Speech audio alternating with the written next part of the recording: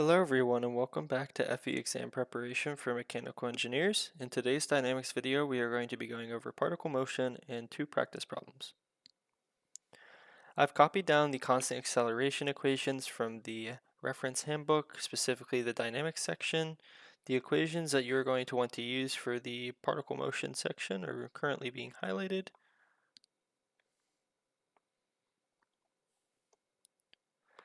Note that the handbook uses maybe a different notation from what you've seen in your previous physics or dynamics course.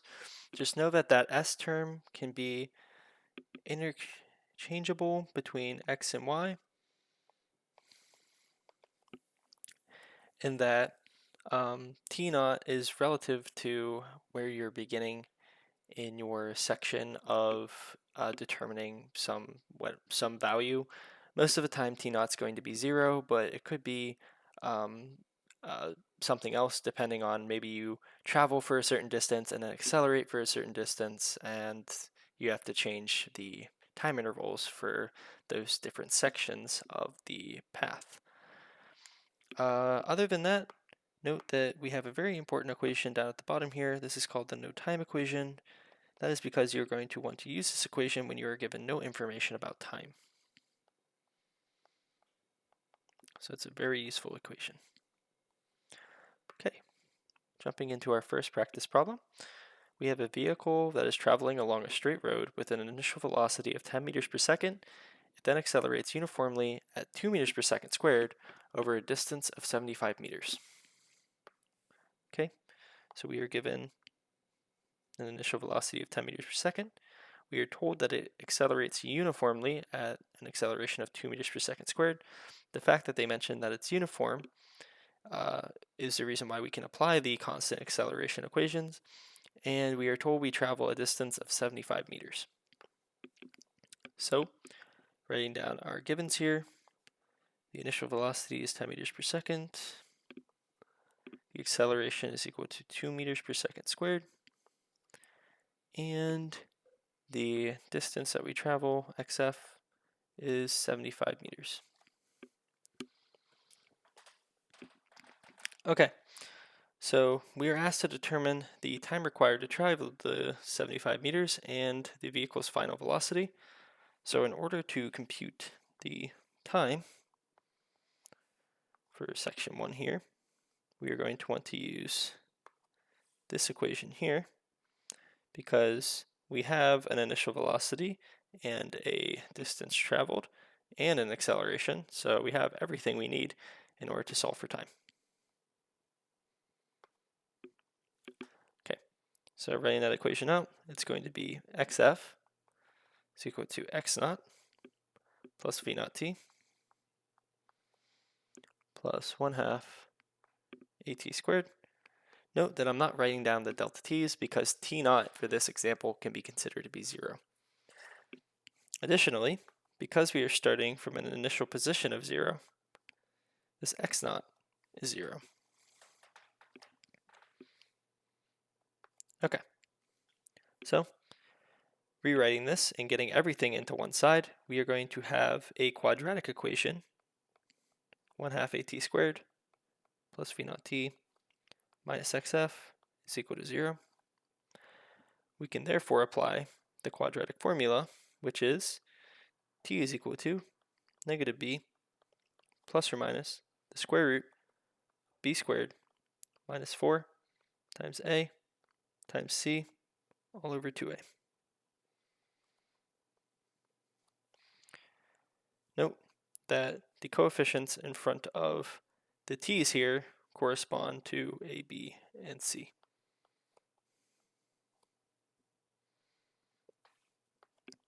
Okay, plugging in our values here, we'll have that 1/2 times 2, and I'm going to leave off units for the sake of clutter. 10t minus 75 is equal to 0. These 2's can cancel to make a 1, and we are given the equation t squared plus 10t minus 75 is equal to 0. Using quadratic formula, we will get -10 plus or minus the square root of 100 minus 4 times 1 minus 75 times 1 times a -75, all divided by 2. Because of that plus or minus sign, we are going to get two solutions. Solution 1, t1, if we take the plus, is going to be equal to 5 seconds. Solution 2, t2, if we take the minus of the square root, is going to be equal to -15 seconds. Well, we can't have negative time, so we can reject this solution and keep this one, giving us our answer to part 1. Okay, so now to solve for the vehicle's final velocity, we don't actually need the time value that we calculated in part 1. We can simply use the no time equation and solve for v. So writing that equation down, vf for the final velocity squared is equal to v naught squared plus 2a times xf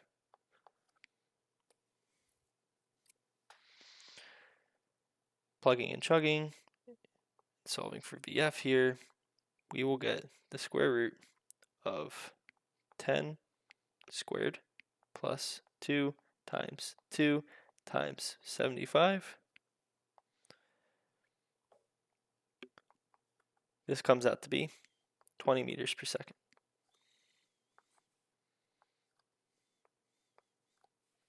As the answer for part 2. Just simple application of the equations and plugging and chugging. Alrighty. Moving on to our next practice problem, we are told a football is kicked at an angle of 35 degrees with respect to the ground and has an initial velocity of 10 meters per second. We are also told that we can neglect air resistance. We want to determine the time it takes the football to hit the ground, the maximum height the football reaches, and the horizontal distance traveled by the football. Okay, so this is a projectile motion question. We can go ahead and break it down with our football being kicked at a velocity of 10 meters per second. And it makes a 35-degree angle with respect to the ground. We can break this vector into its x and y components. We'll call this v naught x, and that's going to be equal to v naught, the magnitude of the vector, times the cosine of 35 degrees for the x direction. And for the y, we'll call this v naught y is going to be equal to v naught times sine of 35 degrees. The sines and cosines are determined via trigonometry, remember SOHCAHTOA, and when added tip to tail, they make up this vector v naught. So that is how we decompose it into its vector components. Alright, so I'm going to go a little bit out of order here and solve part 2 first. One key fact about the projectile motion is that at maximum height, the velocity in the y direction will be equal to 0, because at that point the ball is beginning to turn around and accelerate back down to Earth. So therefore, when the ball is turning around, the velocity must be 0. Okay, applying this fact and the fact that we know nothing about time, we're going to use the no time equation.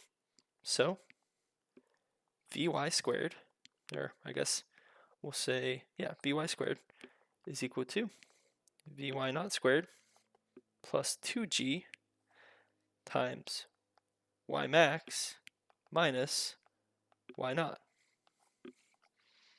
Note that equation is here, and I simply replaced the s value, or the s values, with y naught and y max, because we are looking for the maximum height. Okay, So we can cancel some things out here. We know that Vy squared is going to be equal to 0. We also know that we are starting from the ground, so our initial height is simply 0. We can rewrite this equation to be 0 equals Vy naught squared plus 2g y max. Solving for y max, we will get negative Vy naught squared all over 2g. A simple plug and chug. Y max is going to be equal to negative 10 sine of 35, all that squared, divided by 2 times negative 9.81 meters per second squared. Don't need the units. This value will come out to be 1.63 meters, giving us the answer to part 2 of this problem.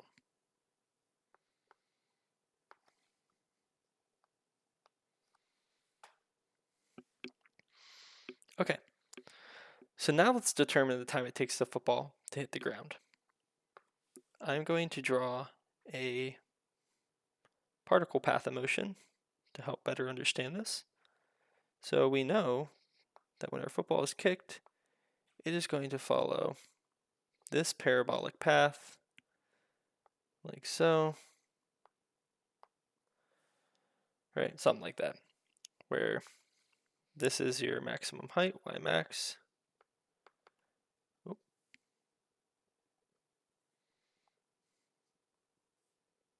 Y max. Okay. I'm going to move this.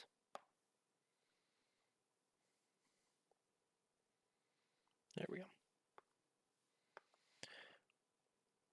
If I were to draw the vector components here for each one of these dots, the x direction arrows, Vx and Vy,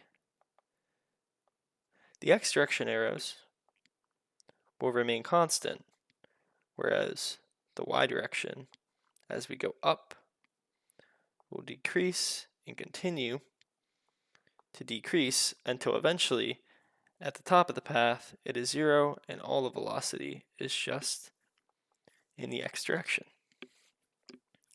right?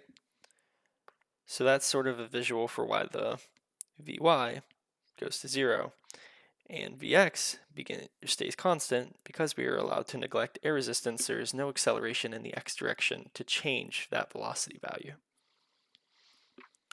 When it comes to finding time, we can consider half of this parabola, call it t1/2, and get the time that it takes to reach the top of the path of motion, knowing all the information we know about the top of the path, knowing that the maximum, or knowing that the y value is going to be, the velocity value for the y is going to be 0, allows us to solve for that time value, and then we can simply mirror that, multiply it by 2 to get the other half, to get our total time. Okay, so let's do that. So if we apply the equation, the no time equation, or not the no time equation, sorry. If we apply the following equation here, this velocity equation, knowing that A is going to be gravity and we have everything else,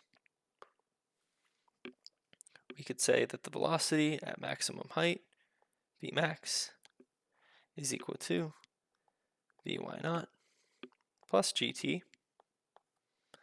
where Vmax is going to be 0 because we are looking at the top of the path of motion. And now we can simply solve for that time it takes to get to that top. So t is equal to negative Vy naught all over g. The negatives will cancel out when we plug in the gravity value. This will be negative 10 sine 35 all over negative 9.81 Negatives cancel out. We will get a time value of 0.58 seconds. Note that this is t 1/2, so it's only for half the parabola, or half the path of motion. So therefore, t total is equal to 2 times t 1/2, and thus 2 times 0.58 seconds, giving us a value of 1.17 seconds. Our answer for part 1. Okay, so to find the total distance now that the football travels in the x direction, knowing that the velocity in the x direction will not change, we can apply that velocity is equal to distance over time. Rework this for distance is equal to velocity times time. And using the x direction, because we care about the horizontal distance, this is v naught cosine of 35 times time, and simply plugging and chugging 10 cosine of 35 times 1.17 seconds, we will get a distance of 9.58 meters for the distance traveled by the football. Our answer for part 3. Definitely 2 example problems that you could see on the FE exam. I hope this helps you in your studies of particle dynamics. Please, if you could, give this video a like and subscribe to the channel, and let us know in the comments what you would like to see in future videos, or if you'd like to see more examples of particle dynamics problems. We'd be happy to provide that for you. I hope this helps, and we will see you on the next one.